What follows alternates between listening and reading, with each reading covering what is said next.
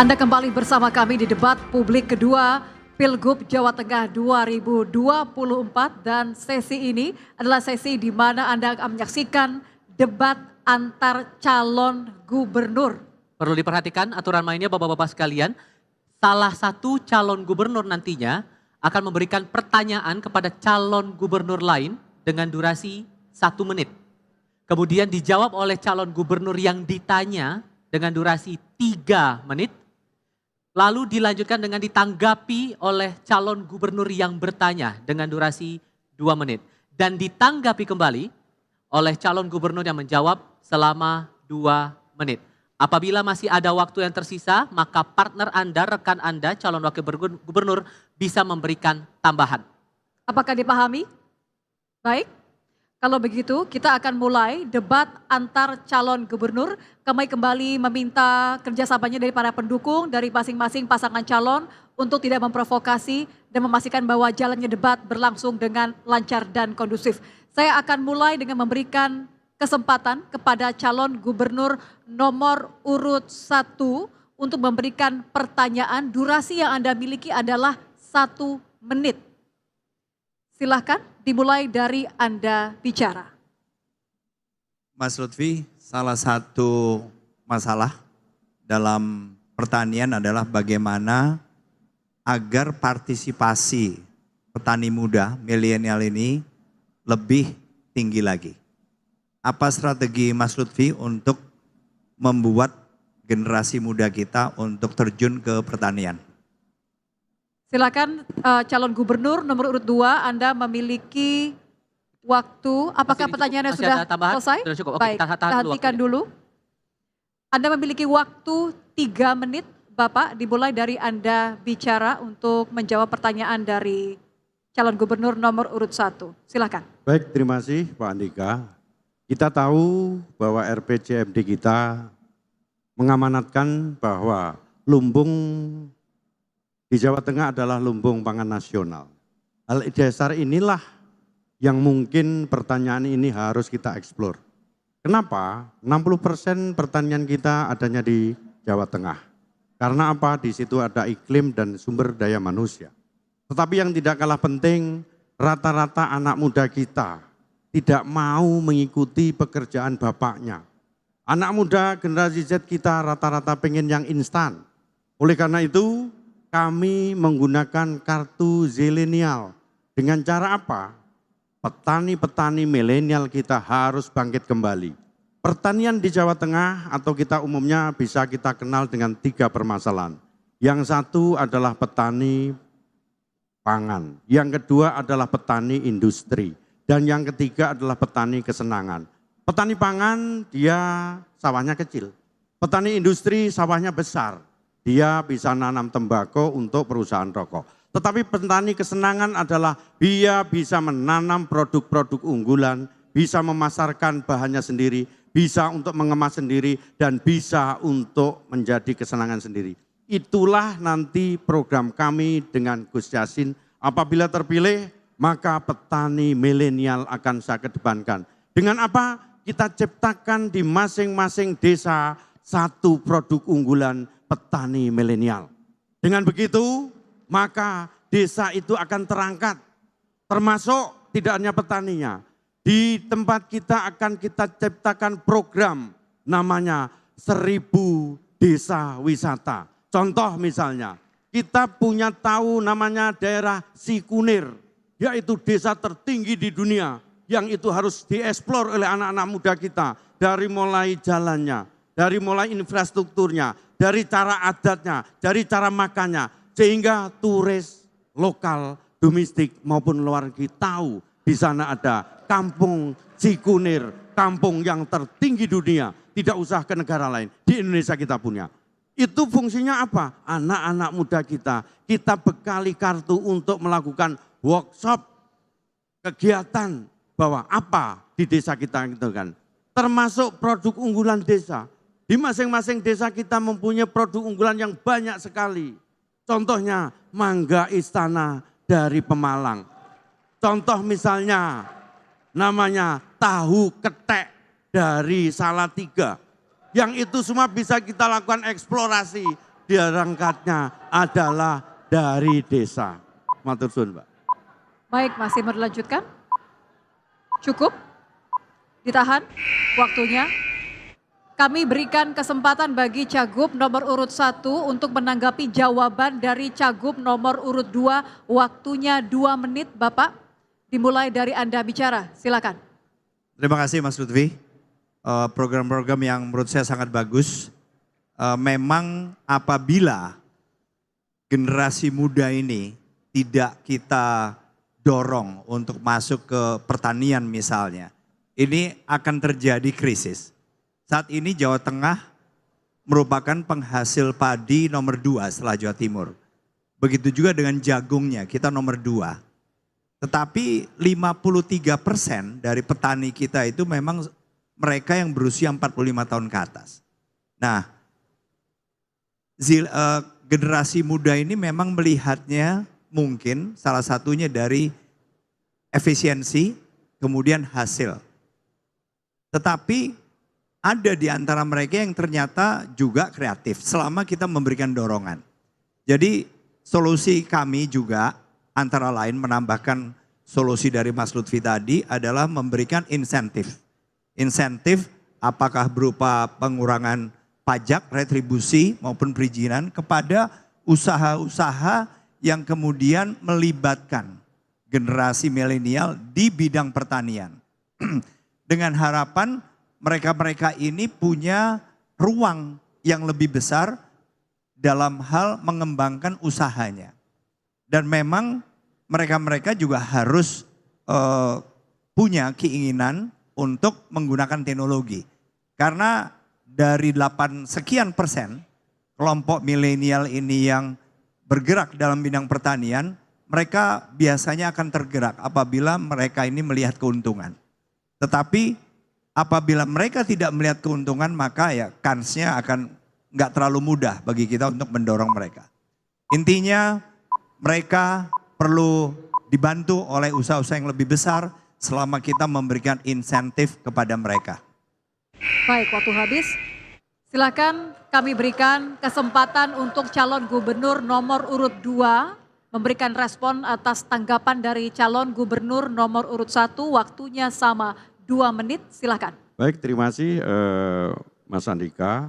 Kalau itu terkait dengan insentif kepada milenial, kita harus mendukung program pemerintah secara kolaborasi. Jadi petani milenial itu dari pemerintah sudah membuat aturan petani gajian untuk milenial. Inilah program yang sekarang dilakukan pemerintah sehingga untuk menarik daya dorong bagi anak-anak milenial di tempat kita. Jadi anak-anak milenial kita itu sudah dapat nilai harganya oleh pemerintah agar mereka bangkit menjadi petani-petani yang milenial, yaitu dengan petani gajian. Itu yang pertama. Kemudian yang kedua, kami ingin menambahkan, sudah bagus sekali Pak Andika telah memberikan eksplorasi terkait anak muda. Kita juga harus memperhatikan bahwa ada namanya urban farming. Urban farming itu apa? Bahwa dengan lahan yang sempit kita mampu untuk bertani. Dengan apa? Yaitu dengan hidroponis. Mungkin itu kita lakukan tidak hanya di kampung, di kota pun mampu untuk melaksanakan kegiatan pertanian itu sendiri. Dengan demikian pertanian lumbung pangan nasional di Jawa Tengah bisa kita laksanakan di desa maupun di kota. Terima kasih. Masih ada waktu, Bapak silakan dilanjutkan. Ya, perlu saya tambahin bahwa pemuda Jawa Tengah atau petani milenial ini sudah tumbuh.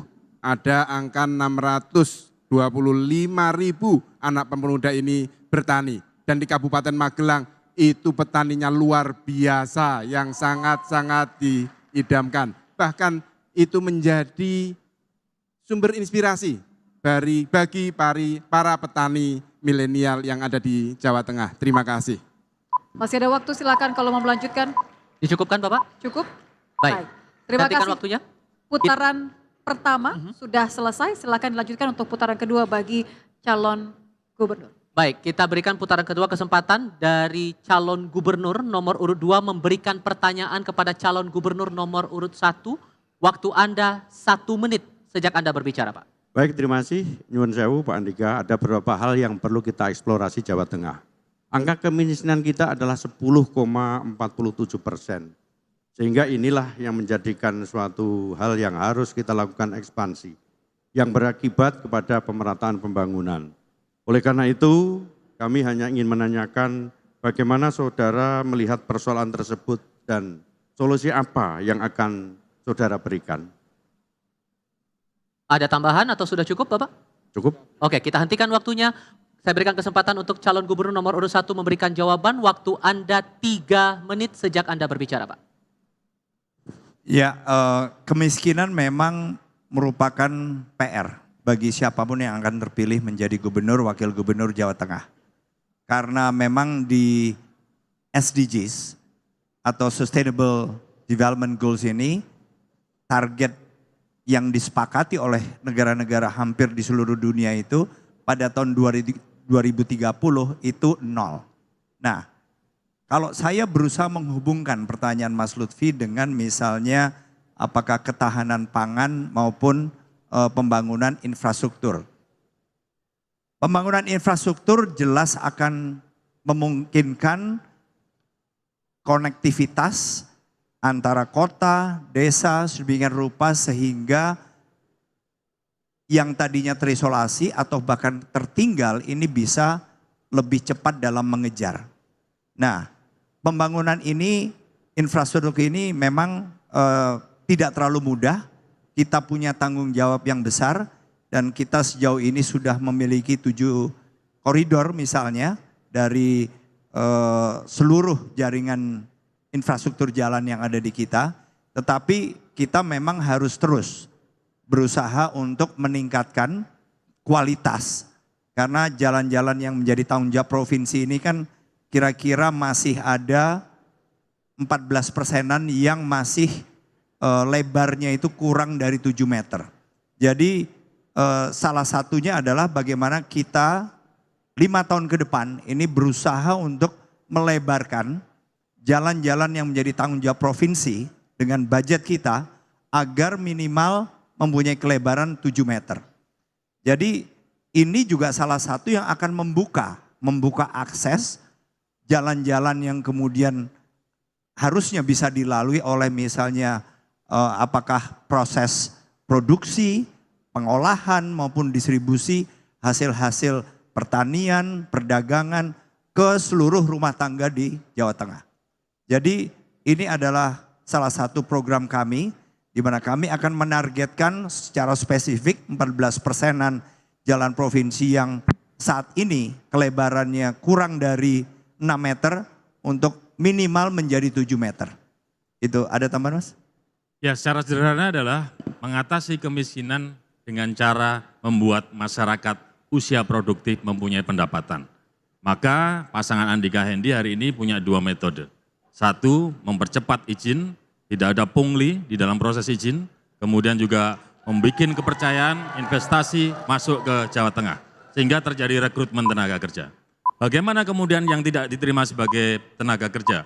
Maka kita akan kembangkan UMKM yang kemudian disupport pemerintah dari mulai permodalan sampai akses pasar. Waktu Anda habis Bapak, terima kasih.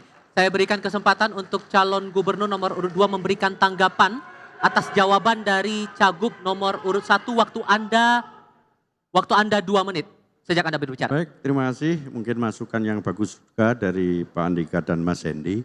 Cuman yang dalam rangka 10,47% itu adalah besar. Artinya 3 hal terkait dengan kemiskinan di Jawa Tengah. 1 dari segi pendapatan. Pendapatannya apa? UMR di Jawa Tengah sangat kecil sekali, yaitu 2.035.000. Kemudian apa? Di tempat kita dari segi pendapatan hampir 140.000 masyarakat Jawa Tengah kena PHK terhitung September kemarin. Kemudian yang ketiga apa? Stabilisasi serapan hasil tani dan nelayan rendah. Itu pendapatan. Kemudian dari segi layanan dasar, dari segi infrastruktur dasar, ini perlu dipikirkan. Makanya jalan yang paling tepat adalah 1, kita harus memberikan subsidi pangan murah kepada masyarakat agar tepat sasaran. Di mana itu? Di tempat-tempat yang menjadi perkumpulan masyarakat dalam rangka miskin ekstrim. Kemudian yang kedua, berikan sekolah gratis. Kemudian berikan kesehatan gratis. Bagi sekolah gratis digunakan warga SMA yang mempunyai putus sekolah. Itu pun datanya hampir 160.000 masyarakat kita putus sekolah miskin ekstrim. Dan yang ketiga adalah kita juga harus membuat fasilitas kesehatan yang bisa dinikmati oleh masyarakat. Layanan kesehatan kita harus kita dekatkan dengan masyarakat dengan puskesmas miling. Kalau perlu puskesmas pembantu harus kita siapin 1 dokter, 1 perawat. Dengan demikian masyarakat kita sehat, beger, waras, umurnya cukup dan berasnya banyak. Itu mungkin saya sampaikan. Masih ada waktu. Terima kasih. Dicukupkan Bapak? Dicukupkan? Cukup Bapak? Oke, kita hentikan waktunya. Teman-teman terima kasih. Kita berikan kesempatan untuk Cagup nomor urut 1 memberikan respons atas tanggapan dari Cagup nomor urut 2. Waktu Anda 2 menit Pak, sejak Anda berbicara. Ya, itu semua adalah langkah-langkah yang memang diperlukan Mas Lutfi. Saya hanya tadi berusaha untuk menjawab yang ada hubungannya dengan subtema malam ini antara pembangunan infrastruktur dengan pembangunan ketahanan pangan. Tapi jelas program-program Mas Lutfi merupakan program-program yang menurut saya sangat efektif untuk diterapkan.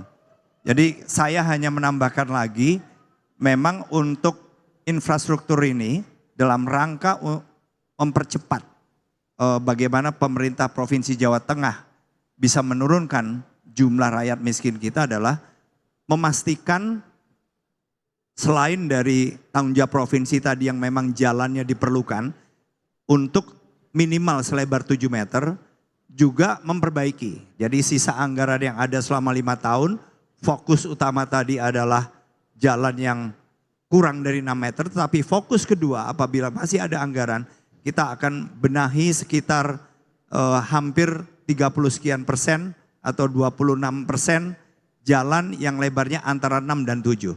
Karena ini penting sekali agar kabupaten kota ini juga bisa memanfaatkan jalan-jalan atau infrastruktur yang menjadi tanggung jawab dari provinsi. Mas Hendy ada teman? Ya, terkait dengan jalan, kalau dari 2.440 km persegi, mohon maaf kilometer, ternyata jalan yang kondisinya rusak ada sekitar hampir 28%, ya kan? Artinya masih ada sekitar 700 kilo yang kondisinya tidak bagus. Maka kalau kami skala prioritas mestinya akses jalan yang bagus itu adalah menuju ke potensi ekonomi, menuju ke sarana pendidikan, menuju ke sarana kesehatan, supaya masyarakat kemudian bisa mendapatkan fasilitas yang layak dari pemerintah provinsi. Terima kasih. Baik, kita berikan apresiasi kepada kedua pasangan calon. Beri tepuk tangan yang meriah hadirin sekalian untuk kedua pasangan calon yang sudah menyelesaikan sesi keempat debat kali ini.